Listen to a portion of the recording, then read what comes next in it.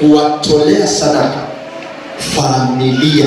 Unapokuwa unawaombea na unatoa sadaka kwa ajili yake, ama unaombea wakoke, ama unaombea, yani ni wewe kwa hiari unafanya ibada ya kuwatolea dhabihu.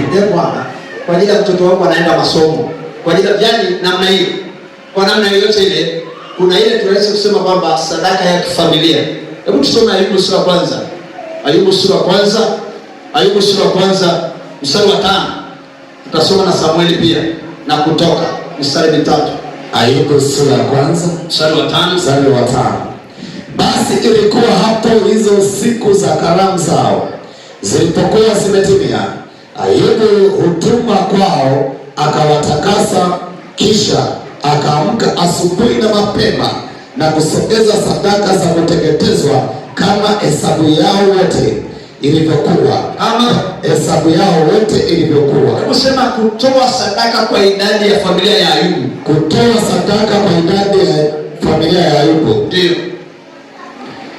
Kisha akaamka asubuhi na mapema na kusogeza sadaka za kuteketezwa kwa hesabu yao wote ilivyokuwa.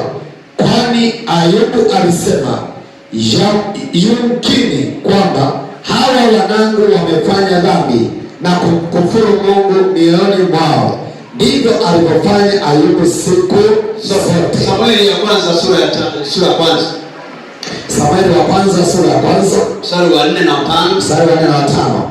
Hata siku ile ilipofika, Elikana alipotoa dhabihu kumpa mkewe Penina sehemu, akawapa na watoto wake wote waume kwa wake sehemu zao, lakini hata humpa sehemu mara mbili, ingawa Bwana alikuwa amemfunga tumbo. Lakini kila mmoja aligawia dhabihu kwa idadi yao. Amen. Yesu asifiwe sana. Amen. Sema amen.